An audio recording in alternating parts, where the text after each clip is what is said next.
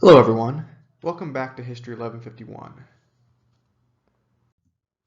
In our last video, we discussed the War of 1812 and the changes the American nation faced in the years after this conflict, during the so-called Era of Good Feelings. In this video, we will discuss Jacksonian America and how Americans of all classes responded to the rapid and seemingly unprecedented technological and social changes their country was experiencing from the 1820s through the 1840s. We will begin by discussing Andrew Jackson. Andrew Jackson has been identified by many historians as the archetypical American of the 1820s through the 1840s. Jackson was a product of the time in which he lived, but he in turn shaped his contemporary world through his words and actions, both good and bad. He truly was what one historian called the symbol for an age.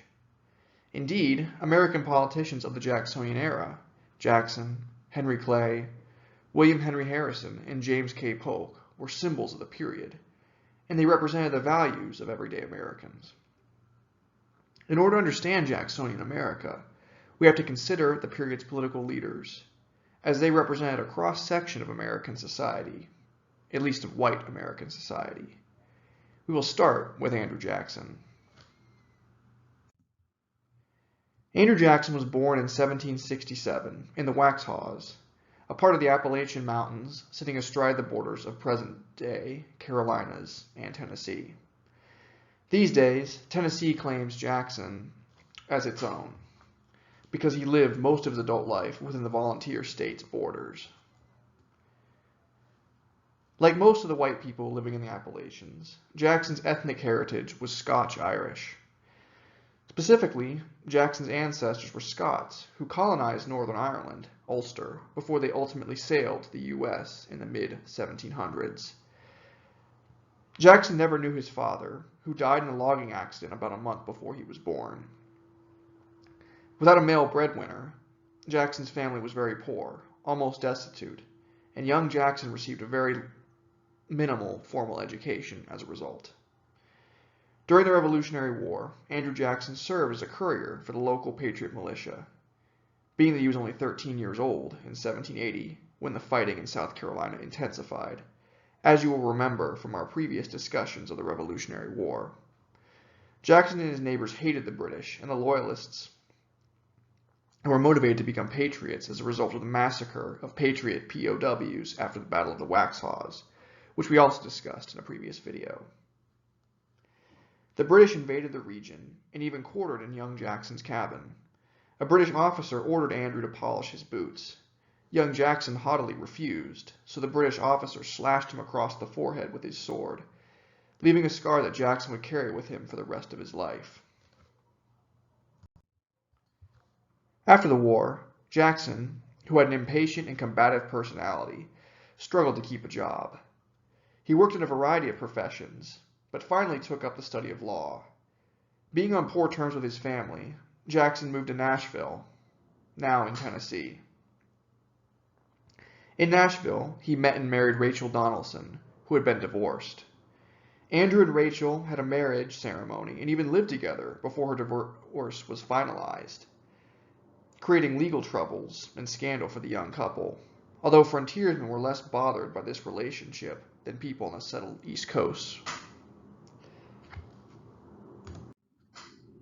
After his marriage, Jackson would work as a land speculator, claiming parcels of land and selling them using his legal knowledge. Jackson became fairly wealthy and bought a plantation and slaves at the Hermitage in Gallatin, Tennessee. In some ways, Jackson was considered a better slave master than other contemporary slaveholders, as he allowed his enslaved people a greater deal of personal autonomy and provided them with better quarters, food, and even parcels of money. In other ways, Jackson was a far worse master than his contemporaries, as he put profit first and incentivized overseers to whip slaves who did not work hard enough. Jackson also served as a congressman for Tennessee after it became a state in 1796. Because of his poor upbringing and his controversial marriage, as well as his ethnic background, Jackson was a man preoccupied with his sense of honor. If he felt his or his wife's reputation had been slighted by an adversary, he would challenge the offender to a duel. It is said that Jackson fought over 100 duels in his lifetime, although he killed only one man during these fights. Jackson himself was wounded multiple times, however, and carried bullets in his body, which caused him great pain and sickness in his later years.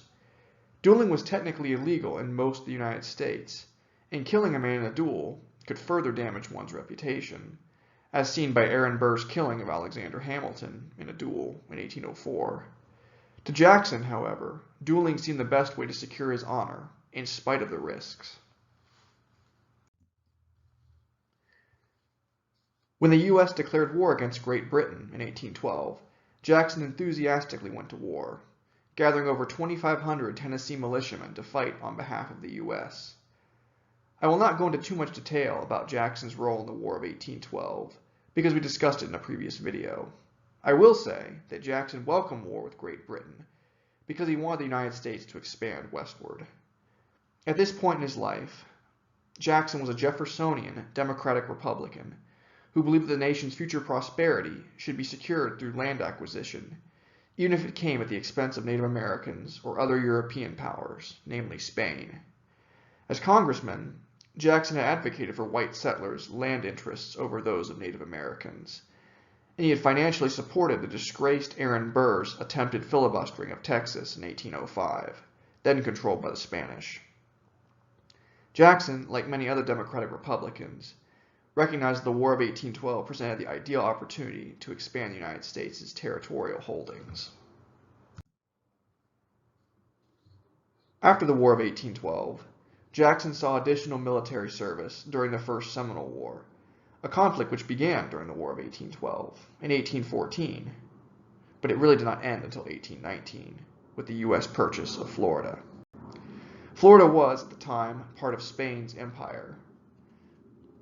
A Native American group called the Seminole people, consisting of exiles and refugees from a variety of tribes, as well as escaped slaves, lived on the border between the U.S. and Spanish territory.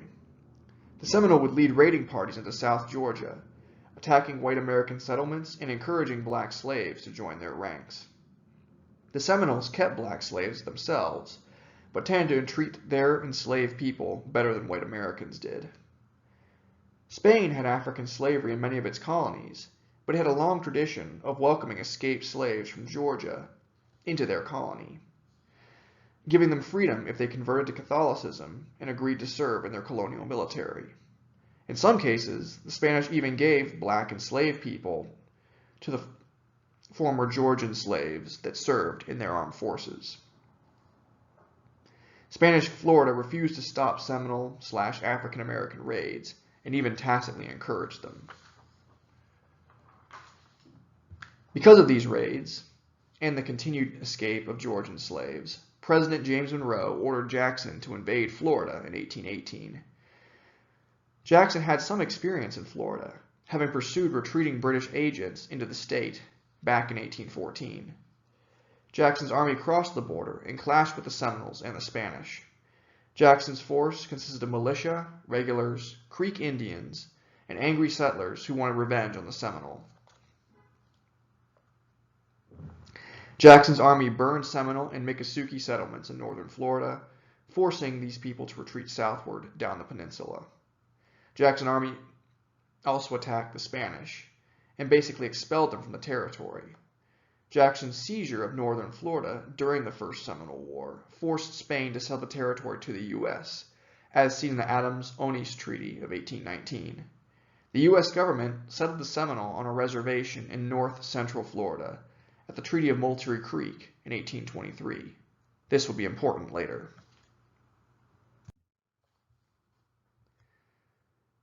Jackson's service in the War of 1812 and in the First Seminole War made him a national hero. Americans who liked Jackson hoped he would run for president, while his enemies worried that he might use his military fame to become a dictator. As we discussed previously, the Panic of 1819 and the banks and the Monroe administration's responsibility for this economic crisis convinced Jackson to to return to politics. Jackson briefly served as a senator for Tennessee, but he ran for president in 1824. Jackson was still a part of the Democratic Republican Party, the only political party that the country had at the time. Within the Democratic Republican Party, there were several wings. One candidate, John Quincy Adams, Monroe's Secretary of State, and son of former President John Adams, represented the interests of the rapidly industrializing northern states, and of all the candidates, was closest to the values of the now defunct Federalist Party. Another candidate, the young Kentuckian Henry Clay, the Speaker of the House, wanted to connect the East and West using banks and internal improvements like canals, what was called the American system. The third candidate, William Crawford of Georgia, Monroe's Treasury Secretary, was part of a movement called the Tertium Quids, Latin for third something. Crawford represented the interests of Eastern plantation owners and advocated for a more genteel, hierarchical system. Jackson himself ran on a pro-westward expansion policy, and of all the candidates was probably the closest to Thomas Jefferson's original agrarian vision of the Democratic Republican Party. At this point in American history, presidential candidates did not campaign for themselves in the way that they do today. Instead, they remained at home or in their occupations, and let volunteer supporters and surrogates run their campaigns and draw up support through stump speeches. It was considered rude for a candidate to campaign for himself, and a degradation of American politics. Even the bombastic and aggressive Jackson mostly adhered to these conventions in the 1824 election. In the election, Jackson gained a plurality of the popular vote, and carried most of the western and frontier states, although he interestingly took Pennsylvania, New Jersey, Delaware, and Maryland.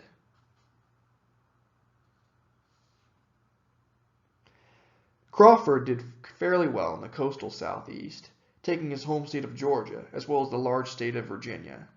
Adams won New England and New York.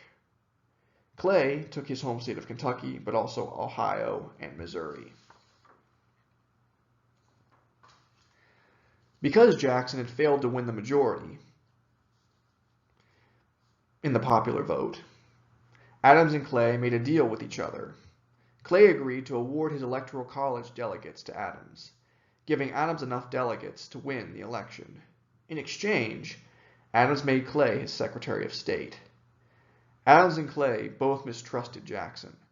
They worried that he was a populist demagogue who would undermine the American political system and change the United States from a constitutional republic into a direct democracy. Jackson resented losing the election, calling the agreement between Clay and Adams the corrupt bargain. The corrupt bargain between Adams and Clay only strengthened Jackson's political convictions and would inspire him to run again for the presidency in 1828. As president, Adams continued many of James Monroe's policies, but he also brought in elements of Clay's American system, calling for increased investment in internal improvements and the military. Adams also de-emphasized the United States' westward expansion, instead believing that the nation should focus on connecting its cities and hinterlands before it tried to expand further.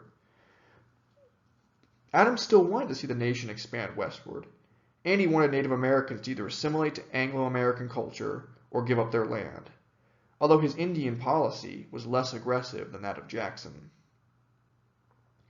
Southerners also worried that Adams of Massachusetts was secretly an abolitionist. Adams was anti-slavery, but his abolitionist leanings would not be confirmed until after his presidency, during his career as a congressman.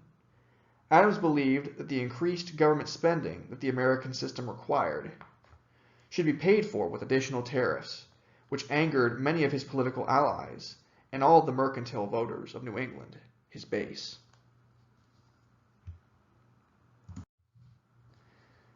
Jackson once again ran for president in 1828. In this election, Jackson took a more active approach in his campaign, giving speeches himself and commenting on the policies of the Adams administration, which he condemned as being corrupt. Jackson declared that his new political movement, the Democratic Party, was committed to the ideals of Jeffersonian virtue and democracy.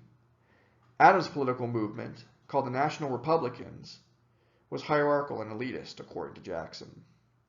The 1828 election was far more acrimonious than 1824 had been. The Jacksonian press attacked Adams, declaring him as an out of touch with everyday Americans. Adams' press allies represented Jackson as a dangerous, emotional demagogue, a violent slave owner and Indian murderer, who was fond of duels and had questionable morals because of his marriage to Rachel Donaldson, a divorcee. Rachel actually died in the lead-up to Jackson's inauguration, and Jackson blamed the negative press his wife had received for her death. The Adams press also insulted Jackson's parentage, suggesting his mother was a prostitute and that his father was black. All in all, though, Jackson's campaign was far more effective than Adams's. Jackson won the 1828 election in a landslide, winning 55.5% of the popular vote and 178 electoral votes to Adams' 83.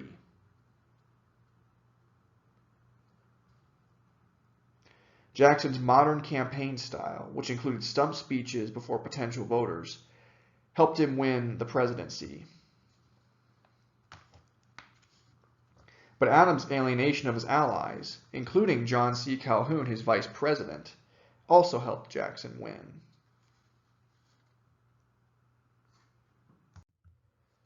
Jackson actually made Calhoun his vice president and assembled a cabinet that included some former Adams supporters.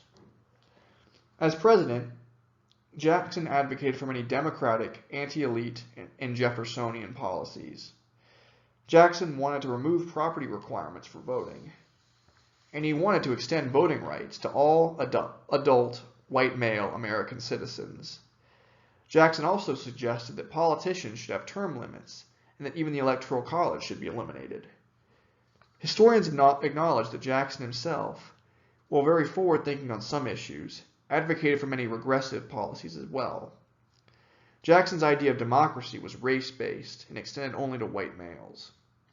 Some historians have even called Jacksonian democracy Herrenvolk, or master race democracy, arguing that Jacksonianism was white supremacist at its roots.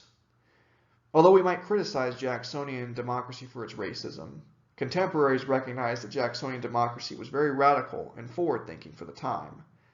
Alexis De Tocqueville, a French aristocrat and scholar who traveled across the U.S. in the 1830s, praised Jacksonian democracy, but saw slavery and the mistreatment of African Americans as antithetical to its values.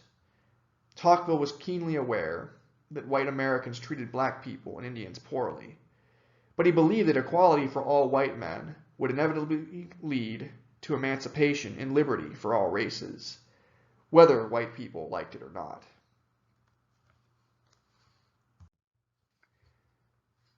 Andrew Jackson was the first U.S. president to come from a lower-class frontier background. All previous presidents, Washington, Jefferson, Madison, Monroe, and the two Adamses, had come from either Virginia or Massachusetts, and they had been at least middle class, if not wealthy. Jackson was born into poverty, but became wealthy through his land speculation and the labor of his slaves.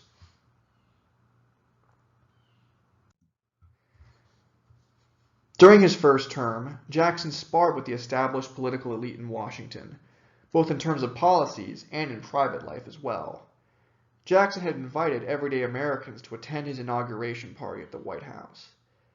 The guests made a mess of the presidential mansion and had made a ruckus, angering career-long politicians. The women of Jackson's cabinet, led by Florida Calhoun, hated Margaret Peggy O'Neill Eaton, the wife of Jackson's Secretary of War, John Eaton. Peggy Eaton was a very attractive young woman, both by the standards of the day and our modern sensibilities, and she frequently violated the gender norms of the period that elite white women were expected to follow. Peggy Eaton loved to sing and play piano and dance, and reveled in the attention of men besides her husband. The wives, or petticoats, of the cabinet naturally turned on Eaton and spread rumors that Peggy was of low moral character. Jackson, who was still grieving for his deceased wife, saw the similarities between Peggy's situation and how his deceased wife Rachel had been treated, so he naturally sided with Ms. Eaton against Florida Calhoun and the other cabinet wives. The Eaton affair, as this squabble came to be known, would rip Jackson's cabinet apart and prevent him from completing very much of his agenda during his first term.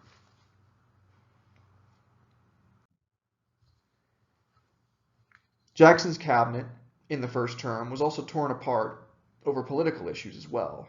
In particular, the tariff divided Jacksonian from his VP, John C. Calhoun. Jackson did not like tariffs, but he had come to see them as a necessary evil. Calhoun, a wealthy planter from South Carolina, saw tariffs as a threat to his way of life, since they made imported European luxury goods more expensive, and could lead Britain and France to putting retaliatory taxes on the cotton he sold from his plantation. Jackson revised his predecessor's 1828 Tariff of Abominations, making it weaker and more favorable to Calhoun, but his efforts were not enough to mollify the angry South Carolinians. The South Carolinian government passed legislation declaring that they could nullify federal laws like tariffs in 1832. Jackson saw the nullification crisis over the tariff as a threat to the American Union, so he dispatched the U.S. Navy to block Charleston Harbor and prepared to invade South Carolina should it try to secede from the Union. In the end, Henry Clay, Jackson's former enemy, helped to negotiate a compromise tariff that satisfied Calhoun and the South Carolinians, preventing civil war, at least temporarily. Events like the nullification crisis and personal squabbles like the Eaton affair got in the way of Jackson's first-term agenda and actually led to him dismissing his entire cabinet.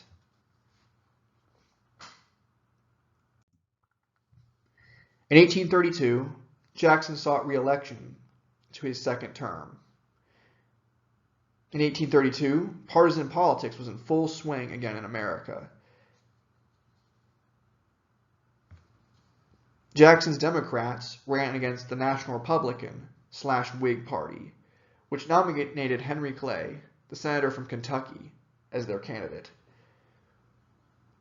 The new political organization called the Whigs had emerged as a party that was dedicated to the American system of internal improvements and to fighting Jackson's radical democracy.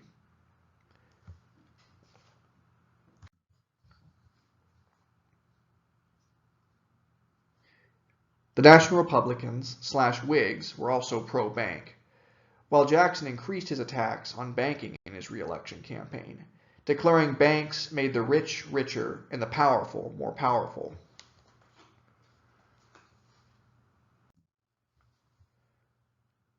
For Jackson's next VP, the Democrats chose Martin Van Buren of New York, an American of Dutch descent. Van Buren had not grown up in wealth, like Jackson. His father had operated a tavern in Kinderhook, and young Martin grew up speaking Dutch as his first language.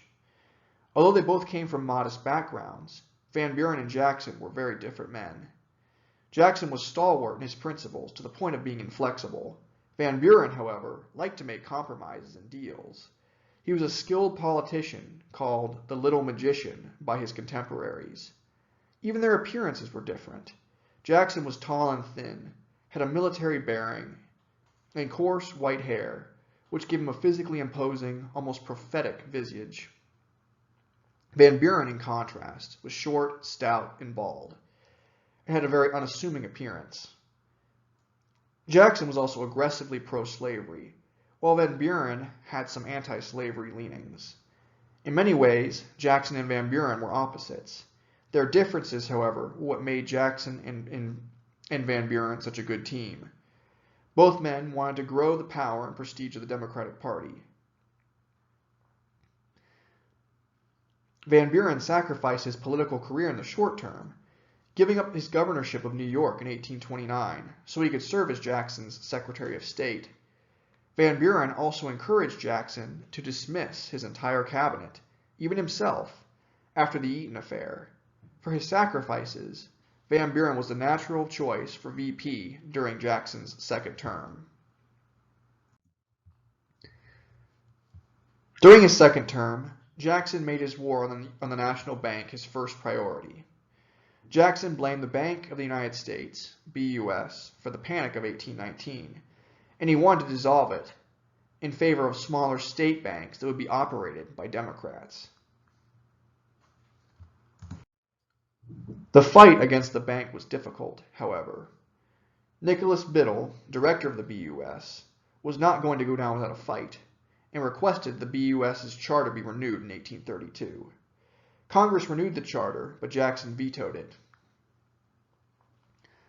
Although the bank war had technically begun during his first term, Jackson continued the fight during his second term. Many of the nation's most brilliant political minds, like Daniel Webster of Massachusetts, attacked Jackson's veto as an abuse of power and extolled the utilities of a national bank.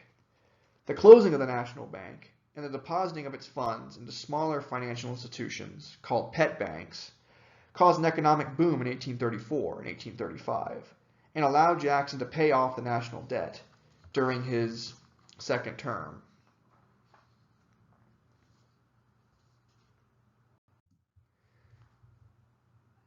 In 1835, Jackson also survived an assassination attempt, the first known assassination attempt on a U.S. president.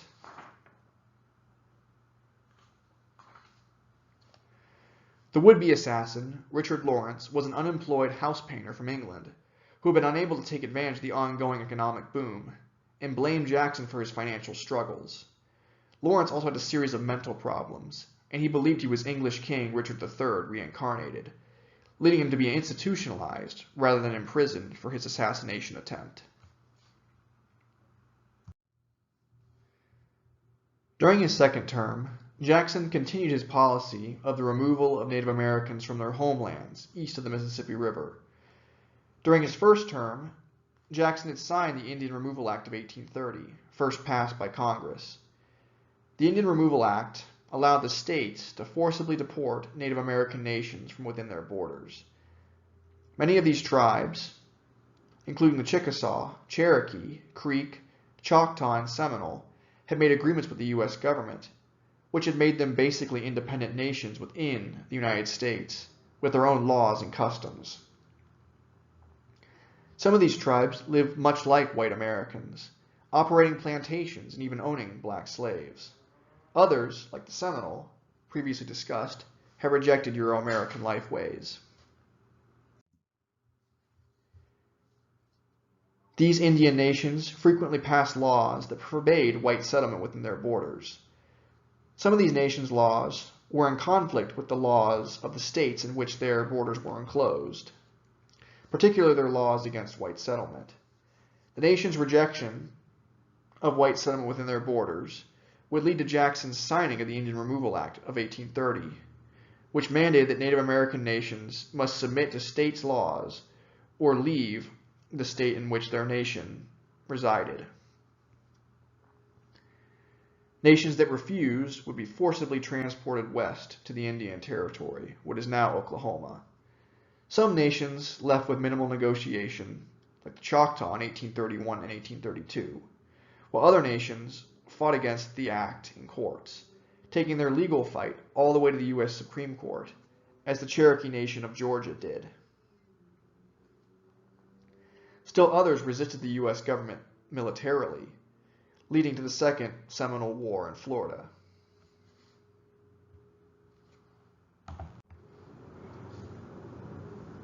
A much smaller conflict with Native Americans, called the Blackhawk War, occurred in Illinois and Wisconsin in 1832, in which Abraham Lincoln saw brief militia service.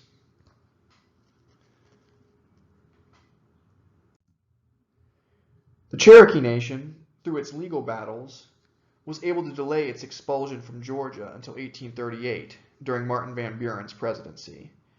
The Cherokee, and other nations before them, were forced to make arduous journeys across the Southeast, with minimal food and supplies, all while under the guard of U.S. and state troops. These painful journeys, called Trails of Tears, led to thousands of Native Americans dying en route to their reservations in what is now Oklahoma. It is worth noting that not all Native Americans left the Southeast at this time. Some Native Americans stayed in the Southeast, living among white people without tribal protection.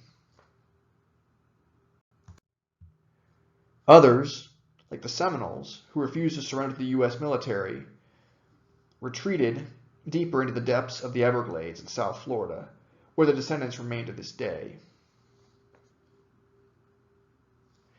The Seminole War was the United States' longest, bloodiest, and most costly of all wars against Native Americans.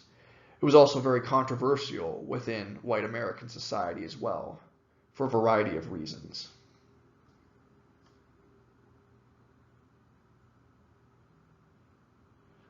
Jackson and his political allies were harshly criticized for their support of Indian removal, not only by Native Americans, but by white Americans in both the Whig and even Democratic parties. The white critics argued that the removals were illegal, violating treaties that the U.S. had previously made with Native American tribes, or they argued that the removals were immoral because they caused too much death and suffering.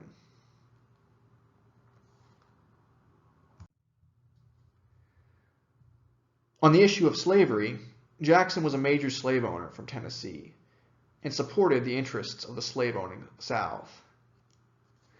Jackson was also a strong Unionist, and he believed that abolitionists who called for an end to slavery were a threat to the Union, just like the South Carolina nullifiers had been during his first term. Jackson believed that he was a Unionist first and a slavery advocate second. The South was becoming aggressively more pro-slavery, though.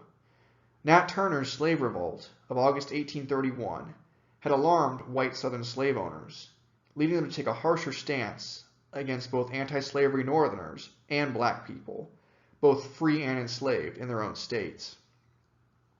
Turner's revolt was inspired by a desire for freedom, but also by the increase in African American religiosity during the Second Great Awakening, by the way. In 1835, South Carolina demanded that the U.S. Postal Service ban the mailing of anti-slavery literature, which abolitionists had been circulating in the South. Southerners even destroyed post offices, angered at this assault on the institution of slavery through the postal system. Jackson tried to make a compromise between the abolitionists and the slave power. He refused to ban abolitionist literature from the government mail system, but he did allow Southern postmasters to confiscate any abolitionist tracts they found.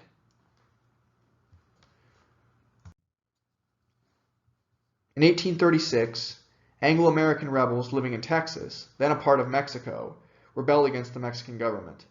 The Texian rebels revolted for a variety of issues, but one of the reasons was slavery. Mexico had made African slavery illegal after it had gained independence from Spain in 1821. Mexico officially forbade migrating Anglo settlers from bringing their enslaved people to the province, but the nation did little to stop the arrival of American slaves. Americans, especially in the slave-holding South, supported the Texas Revolution, believing that Texas would eventually join the Union as a slave state, giving their section more voting power. Some Northerners supported the Texas Revolution as well, for expansionist and nationalist reasons. But many Northerners condemned the Texan War of Independence, believing that slavery was its cause. Jackson was sympathetic to the Texians, but he waited until after the 1836 election had ended to recognize the Lone Star Republic's independence. He recognized Texas on the last day of his presidency, March 3, 1837. Jackson did not want to risk losing the support of Northern Democrats in the 1836 election. Jackson's gambit worked. Martin Van Buren, the Democratic candidate, Jackson's former VP, won the presidency, beating a crowded field of Whig candidates. On the whole, Jackson was a pro-slavery man who sympathized with the slave policies of the Southern states, even if he did not always like how they advocated for the institution of slavery. Jackson also detested abolitionists. Above all, though, Jackson was a nationalist and a Unionist, believing that anyone, pro-slavery or abolitionists, who threatened the Union should be stopped. Ironically, Jackson's attempts to prevent civil war in the 1830s over issues related to slavery, i.e. the nullification crisis, would help to make a war between the northern free states and the southern slave states far more likely in the future. In the end, Andrew Jackson was the archetypical American and symbol for the culture, politics, and values of the early American Republic. Coming from humble beginnings on the frontier, Jackson gained wealth and fame through his military service, land speculation, and slave labor, reaching the U.S. presidency, the highest political office in the land. His life on the frontier, his military service, and his experience as a slave owner impacted his beliefs as a person. In response, Jackson helped to create a new American political faction, the Democratic Party, which represented the values of white frontier Americans like himself. The Democrats took Jefferson's agrarian vision and made it more egalitarian and populistic, at least for white men, leading some people to call Jacksonian democracy Herrenvolk democracy. Considering Jackson's support of Indian removal, his ownership of enslaved Africans, and his sympathies with the Southern slave power, this description has some legitimacy.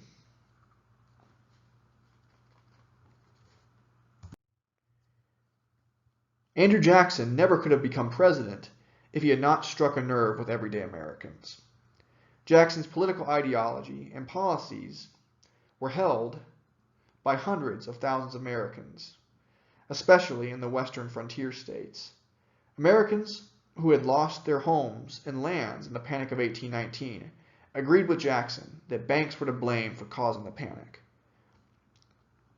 Americans in the West who wanted land to settle supported Jackson and the Democratic Party, particularly for their policy of Indian removal, which opened up additional land in the Southeast and Mississippi River Valley for white settlement. Americans who supported the Democratic Party were concerned about the rapid changes their nation was facing: industrialization, the growth of banks, the proliferation of wage labor in factories and in infrastructure construction projects. Democrats thought that wage labor was degrading and little better than slavery. Enslaved people, by the way, would have disagreed with their notion that wage labor was barely better than slavery. The Democrats also witnessed technological developments like steamboats and railroads. They saw that the world seemed to be getting smaller, as humans and goods could now travel long distances far more quickly and easily with the aid of these technologies. The telegraph, invented by Samuel F.B. Morse in 1845 to transmit messages electronically, made the spread of information almost instantaneous. It was like the internet of the Jacksonian period, but with fewer technological precedents. People who supported the Democrats saw that society was moving more quickly with each passing year. They longed for a simpler time, when families lived in small, isolated communities, while sustaining themselves on self-sufficient farms. The Jacksonian vision, like the Jeffersonian one before it, held that agrarianism, farmers living independently on their own parcels of land, was the key to making the United States a stable, virtuous nation. Jackson just democratized Jeffersonianism, advocating for agricultural independence and voting rights for all white male citizens. Northern and Southern Jacksonian Democrats remained divided over the issue of slavery. Andrew Jackson and his political ideology also provoked a major backlash amongst his opponents. Jackson's opponents, who founded the Whig Party, recognized the same problems the American nation was facing from the 1810s to the 1840s, but they proposed solutions that were diametrically opposed to those advocated by Jackson and the Democrats. The Whigs, in contrast to the Democrats, believed that bigger banks, more intensive internal improvements, and increased spending on government institutions like the military were the key to making the United States stronger and more stable. According to the Whigs, everyday Americans could experience wealth and prosperity through hard work, trade, and interconnectedness in the increasingly capitalistic American market economy. To the Whigs, growth over time, wealth, and new technology actually brought independence. The Whigs thought wage labor was better than agrarianism, as a farmer was one bad harvest away from destitution, but a wage earner would always be able to find work of some kind. The Whigs were also less enthusiastic about the ideas of Herrenfolk democracy, not because they were anti-racist, but because they feared that tyranny of the majority might take over the government and threaten American political institutions. The Whigs were also less enthusiastic about Indian removal, not because they were pro-Native American, but because they were concerned about the legality of removal, and they thought the nation's attention should be put towards other pursuits. The Whigs were also divided over the issue of slavery, and the Whig Party had many supporters among the planter elite of the Eastern South and among Northern industrialists. Both the Democrats and the Whigs had pro-slavery Southern and anti-slavery Northern wings.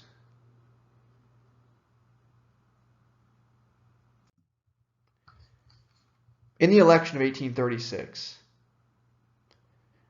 an anti-slavery Democrat, Martin Van Buren, triumphed over the fledgling and divided Whig Party. Van Buren, the consummate politician, dedicated his presidency to trying to bring peace to American domestic politics. Unlike Jackson, his predecessor, Van Buren believed that Texas should not be annexed by the United States, pleasing the abolitionists but angering pro-slavery interests.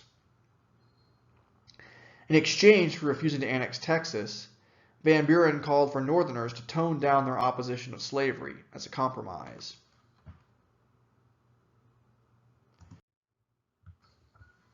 Van Buren also dealt with a contentious situation on the U.S.'s northern border as well.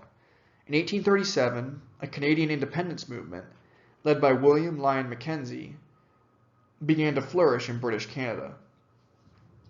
The independence movement, styling themselves after the Americans of the Revolutionary War, called themselves Patriots. The Canadian Patriots began to recruit Americans in upstate New York and the Great Lakes region to join their independence movement. The Americans who supported the Canadian Patriots called themselves hunters, and they sailed across the Great Lakes aboard ships. The British Navy attacked one such ship, the Caroline, provoking outrage in the United States. Although in this image on the slide, you can see the Caroline is falling over Niagara Falls, so it's not in the Great Lakes. Van Buren mandated that the U.S. must remain neutral and not just stay out of the Patriot War, but arrest, detain, and prosecute Americans that tried to assist the Canadian Patriots, using the U.S. Army as a constabulary on the northern border. Van Buren's plan kept the U.S. from going to war again with Great Britain, as it had done during the War of 1812, and the Patriot Rebellion of 1837 through 1838 failed. Van Buren's diplomacy helped the U.S. avoid a war, but it angered Northern Democrats, who wanted to annex Canada into the United States, just as Southern Democrats hoped to annex Texas.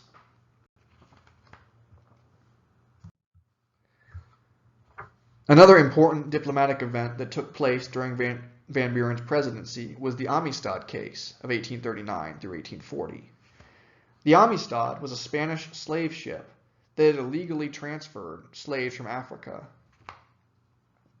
in violation of both U.S. and British anti-slave trade laws, although not the laws of Spain.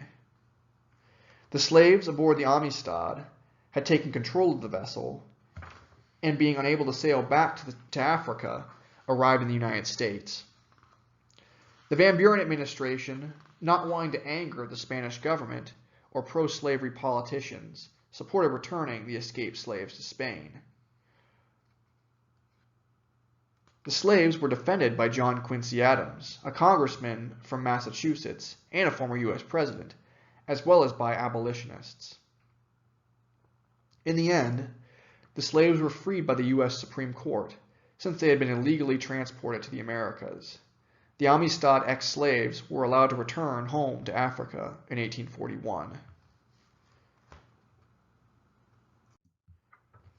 The biggest issue that Van Buren faced during his presidency was the economic depression of 1837, A variety of factors, both inside and outside the United States, caused this economic downturn, but Andrew Jackson and the Democrats' anti-bank policies exacerbated the Depression in the U.S. The Depression continued for 5 years and damaged the reputation of both Van Buren and the Democratic Party. The Whigs attacked Van Buren for his failure to mitigate the effects of the 1837 Depression, and even many Democrats refused to help the president because they wanted him to annex Texas, something he had refused to do.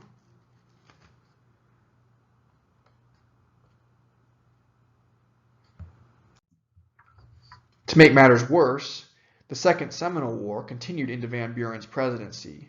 The war, which started in 1835, during Jackson's term, was unpopular, being the United States' longest, bloodiest, and costliest war against Native Americans.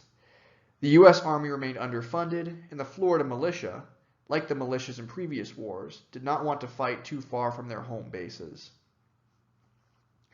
Americans across the country questioned whether the war was even worth it, saying that the swamps of Florida should be left to the Seminoles.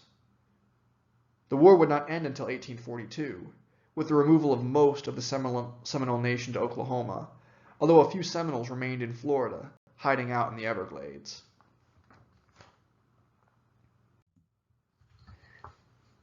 In 1840, Van Buren ran for re-election, but this time he lost his run for the presidency. As president, Van Buren had tried to be all things to all people, and as a result, he alienated much of his base in the Democratic Party, even as he failed to win over his political opponents. Van Buren also had to deal with the fallout of many of Andrew Jackson's policies, namely his Bank War and Indian Removal Act. The Bank War contributed to the 1837 panic, and the Second Seminole War was caused, at least in part, by Jackson's Indian removal policies. In addition, the Whig Party was far more politically organized in the 1840 election. Once again, the Whigs nominated William Henry Harrison, but this time they took a cue from Andrew Jackson and ran a more intensive campaign. The Whig leadership hyped up Harrison's military experience at the Battle of Tippecanoe and during the War of 1812. They also tried to portray Harrison as a man of the people, who sipped hard cider on the porch of his cabin in Ohio, where he lived at the time. The Whigs were keenly aware that public opinion about alcohol was changing in the late 1830s and early 1840s. Religious, middle-class Americans, who had been a part of the Second Great Awakening, and who tended to live in urban centers in the North, were beginning to turn against alcohol consumption, seeing drunkenness as a sin and an impediment that kept the working class people from being disciplined and advancing themselves economically. Whiskey at the time was the beverage of choice for the average American, but anti-alcohol crusaders wanted to change this. More moderate anti-alcohol campaigners, called temperance advocates, preferred that people drink beverages with a lower alcohol content, like hard cider. More radical alcohol prohibitionists, called teetotalers, wanted all alcohol banned. Alcohol prohibition would not really take off in the United States until after the Civil War.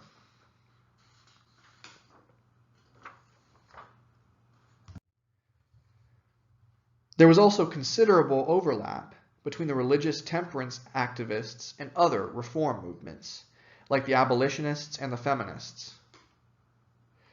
Many of these movements had overlapping goals, and they sought to achieve them through similar means, including religion, education, and political activism. Former slaves like Frederick Douglass, William Wells Brown, Sojourner Truth, and white abolitionists like William Lloyd Garrison, the Tappan Brothers, and the Grimke Sisters, along with feminists like Lucretia Mott, Elizabeth Cady Stanton, and Susan B. Anthony, all took part in these reform movements. They often had a variety of overlapping, but sometimes diverging goals. In general, the aforementioned social reformers and their followers tended to vote Whig, if they voted for a major political party at all. Some reformers, like Garrison, by the way, found both the Whig and the Democratic parties to be too pro-slavery, and they supported anti-slavery parties like the Liberty Party. Nonetheless, the image of Harrison sipping cider on his cabin porch resonated with temperance-minded Whigs who hated strong liquor, but also with rural people who liked alcohol and usually voted Democrat. The Whigs also chose John Tyler of Virginia, whose politics were more like that of Democrats than they were of the Whigs, to balance Harrison's Whig policies. Tyler had only joined the Whigs because he thought that Andrew Jackson had abused his power as president. The Whigs also attacked Van Buren as an old, out-of-touch city slicker who did not care about the needs of Americans on the frontier. In a way, the Whigs and their Tippecanoe and Tyler Too campaign were able to beat Van Buren and the Democrats by embracing the imagery of rural Jacksonianism while also reaching people in the more developed Whig parts of the country. By the way, I should add that the Second Great Awakening, while also inspiring new social reform movements, also helped to inspire new religious sects as well. Out of the Second Great Awakening came millenarian groups like the Millerites, led by William Miller, who believed that the world would end sometime between 1843 and 1844. The term millenarianism references the Christian theological belief in the millennium, which holds that Jesus Christ will return and to end the world after a period of time called the millennium comes to an end, or before the millennium comes to an end. It's confusing. Most Christians think that it is impossible to know the exact time that the world will end, but Miller and his followers believed they had calculated the true date of the apocalypse. When Miller's prophecy about the end of the world did not come true, the movement collapsed. One religious movement that came out of the Second Great Awakening but stood the test of time was the Mormon movement. Joseph Smith, the founder of Mormonism, had attended Second Great Awakening revivals in upstate New York, and he believed that God had given him messages and testaments to be added to the Christian Bible. The Mormons gained members to their religion in the 1830s and 1840s, and they were persecuted, particularly for Smith's belief in polygamy, a divisive issue in the 19th century, just as it is a divisive issue today. Smith, who was killed by an angry mob in 1844, led a movement to move the Mormon people out of New York, across the Midwest, and eventually to Utah in 1847, which was then a part of Mexico. Obviously, Smith did not live to see his religion be moved to Utah. By the way, the region of Utah was still a part of Mexico, but the U.S. military by 1847 effectively controlled that part of Mexico. Mormonism was based on the principles of the Second Great Awakening, but it was also influenced by the emerging ideals of manifest destiny and American exceptionalism. Mormons in the 19th century believed the United States was uniquely good and divinely blessed by God. And this idea remains popular with Mormons today.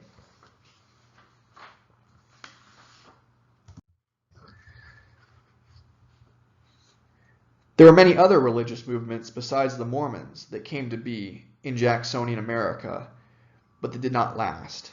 One such movement was the Oneida community, led by John Noyes, who encouraged communal living and the sharing of all things, even sexual relationships.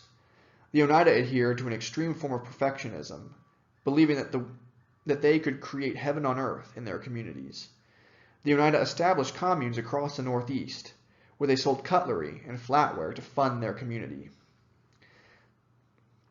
The movement died out in the 1880s because Noyes' son, Theodore, was an agnostic. Other movements that were popular during the 1840s but shrank over time were the Transcendentalists and the Shakers. The Transcendentalist movement developed in New England in response to the rapid industrialization that the region was experiencing at the time. The Transcendentalists including authors like Henry David Thoreau, Ralph Waldo Emerson, Nathaniel Hawthorne, and Robert W. Longfellow, rebelled against the strictures of traditional Christianity and taught their followers that they could best experience God, not by attending church, but by communing with nature. The Transcendentalist movement mostly disappeared in the 1850s, being absorbed into the Unitarian Church. The Transcendentalists were divided over the issue of celibacy, leading many to leave the movement. The Shakers were an offshoot of the Quakers, and they actually started in the 1780s, but they grew in both influence and numbers in the Jacksonian era. The Shakers preached many Jacksonian values, including egalitarianism, although they believed in extending equal rights to women and men of all races. The Shakers performed line dances during their religious services, in which the congregants danced together as equals, although men and women did dance separately, not because women were inferior, but because they believed that members should abstain from sex, and dancing could be a temptation. The Shakers sold very simple but sturdy furniture called Shaker style to fund their communities. The Shakers decreased in number after the Civil War. Charles Dickens, the British author, toured the U.S. in the 1840s and visited a Shaker community in upstate New York. Dickens admired the community for its egalitarianism and economic enterprise, but he joked that its women were so homely that it was no wonder their community practiced celibacy. Now, back to the 1840 election. William Henry Harrison left his cabin in Ohio and went to Washington, D.C. for his inauguration in March of 1841. Harrison took the oath of office on March 4th, a cold and rainy day, and he delivered his inaugural address that was over 2 hours long. Harrison caught a cold from the exposure and died in office a month later. Harrison was the first president to die in office, either of natural causes or assassination. It was not yet determined that the VP would become the commander-in-chief if the president died. To make matters worse, the Whig Party leadership, primarily Daniel Webster and Henry Clay, did not want John Tyler to be president because he was not strong in his Whig principles, particularly the American system. Tyler, antagonizing the Whigs, extolled the values of states' rights in his inaugural address. Consequently, John Tyler found himself attacked by both the Whigs and the Democrats. Tyler joked that he was a president without a party. Because of his lack of political allies, most of Tyler's domestic policies failed, but he was fairly successful on the foreign policy front. During the Tyler presidency, the U.S. increased its naval presence in the Pacific Ocean, challenging Britain and France, and the U.S. sent Caleb Cushing as an ambassador to China, making trade diplomatic overtures to the Middle Kingdom, as seen during the 1844 Treaty of Wanghia, even as the old European empires forced their trade militarily on the Chinese. Taylor also improved relations with Great Britain in the Webster-Ashburton Treaty of 1842, even as he flexed U.S. naval might in the Pacific, particularly around the Hawaiian Islands, then controlled by Britain.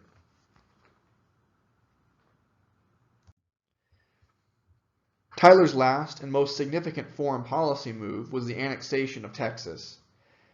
Tyler tried to annex the Lone Star Republic, something that expansionists and Southern Democrats, along with most white Texans, actually supported. The American electorate, as a whole, was also coming around to the idea of Texan annexation. The problem was, the Whigs were generally against Texan annexation, even the ones who supported slavery. Tyler worried that if the U.S. did not annex Texas, then Britain might try to take control of the Lone Star Republic. Tyler would not sign the Texan annexation bill until his last month of office, in February of 1845. Texas would not officially join the Union until December 29, 1845, 10 months later, during the presidency of James K. Polk.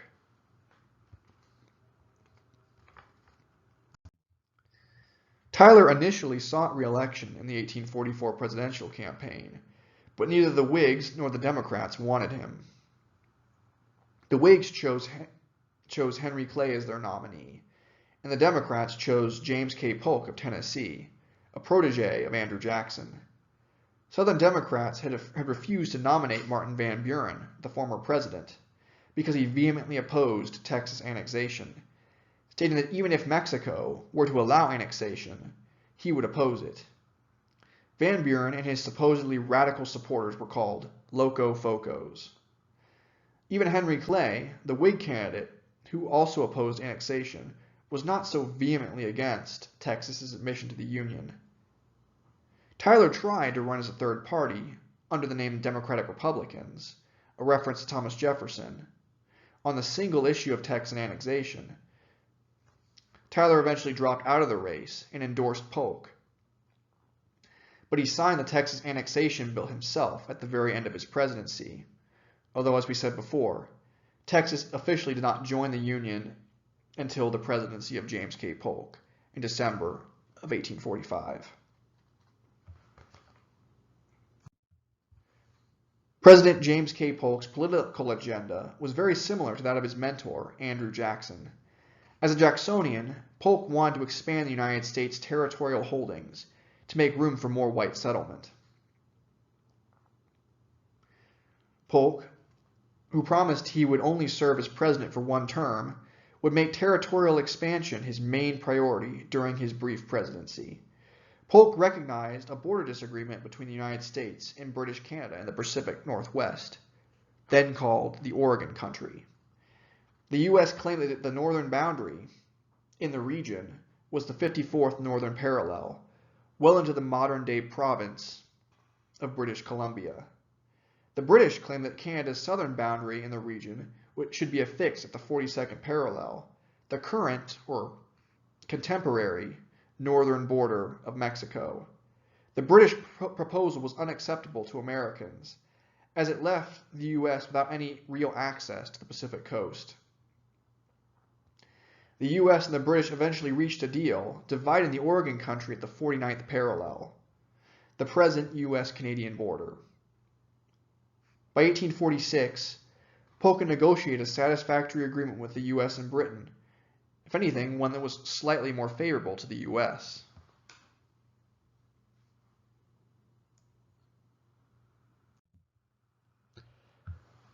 Polk wanted to expand the U.S. southern border in the southwest as well.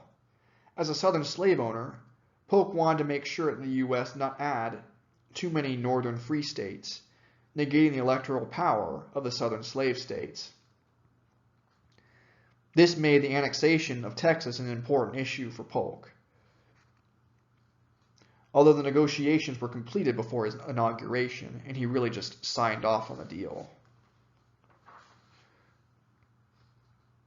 Polk also wanted to expand further in the North American Southwest and purchase territory from Mexico.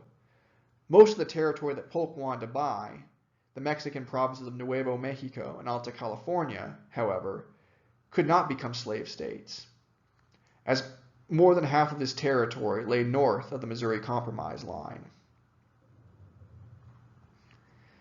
The Missouri Compromise had been a deal that was far more beneficial to the northern free states than it was to the southern slave states.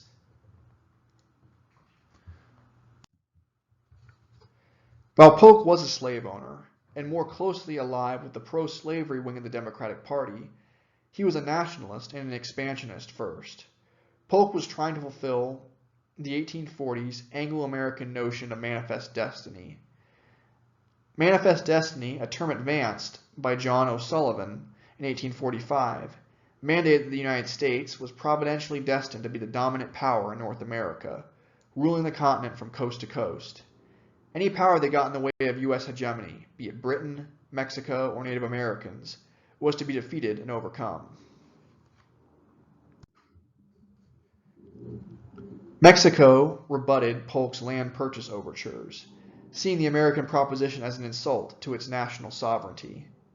The United States and Mexico also disagreed on the southern boundary of Texas, whether it lie on the Nueces River or on the Rio Grande, the current Texan-Mexican border. The United States cited the Treaty of Velasco, signed by Mexican Generalissimo Antonio Lopez de Santa Anna, as proof that the Rio Grande was the border. This border would have given Texas and the U.S. a large portion of several other Mexican provinces, some of which already had a significant Anglo-American population, some of which did not. Mexico refused to recognize Texas's independence, much less its annexation by the U.S., although it made it that if Texas was free, its southern boundary must be the same as the old Mexican province of Tejas, which was at the Nueces River. It made Texas a much smaller state. Preparing for hostilities over the Texan border, Polk ordered the U.S. Army, under command of General Zachary Taylor, first to deploy north of the disputed zone, and then to cross the Nueces and enter the contested region. Polk hoped that Mexico would respond by attacking Taylor's forces in the disputed zone, starting a war. Polk got his wish on April 25, 1846, when the Mexican cavalry attacked a detachment of U.S. dragoons. Remember, dragoons is a term for cavalrymen. This attack gave Polk the casus belli he needed to declare war had come by the acts of Mexico herself, and that Mexico had shed blood on American soil. Congress voted to declare war on May 13th. The Democrats generally supported the war, and even many Whigs did as well, although there were some exceptions, like John Quincy Adams, a Whig who thought that Mexican territorial acquisition would lead to more slave states, and Abraham Lincoln, a freshman Whig congressman from Illinois, who initially opposed the war as well. Lincoln argued that Polk had fraudulently provoked armed conflict with Mexico. In August, David Wilmot, an anti-slavery Democratic congressman from Pennsylvania, introduced the Wilma Proviso, which passed in the House. The Wilma Proviso declared that any territory the U.S. would take from Mexico during the war would only be permitted to enter the Union as a free state, regardless of whether it fell north or south of the old Missouri Compromise line at the 30th parallel. Wilmot's ambitious anti-slavery bill did not pass in the Senate, and it likely would have been vetoed by President Polk if it did. I will not go into detail here about how the U.S.-Mexican War was fought in this video. I have another video where I go into more detail about how the war was fought and who participated in it, for those who are interested. I will say, though, that the U.S.-Mexican War of May 1846 to February 1848 was a massive victory for the United States. The Treaty of Guadalupe Hidalgo, which ended the war, gave the U.S. control of the North American Southwest, the land that would become California, Arizona, Nevada, Utah, New Mexico, as well as parts of Texas and Colorado, among other states.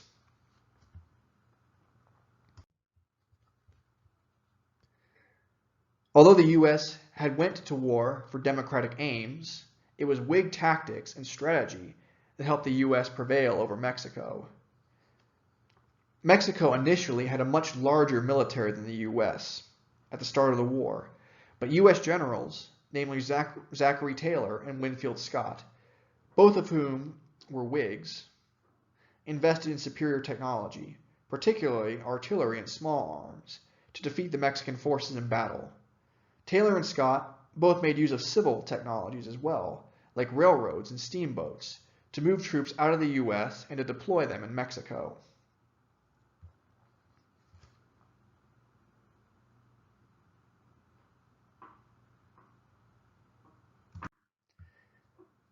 Taylor and Scott both made use of a new generation of officers who had been trained at the U.S. Military Academy of West Point as well. The Whigs supported military academies, but the Jackson Democrats did not, believing such institutions to be expensive and elitist. Some Democrats even proposed closing West Point, although this never actually happened.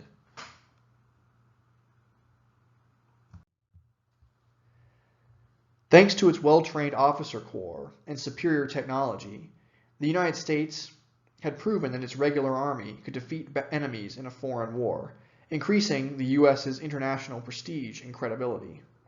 American militiamen had served in the Mexican War as well, volunteering for 1 year's service periods instead of the traditional 90 days.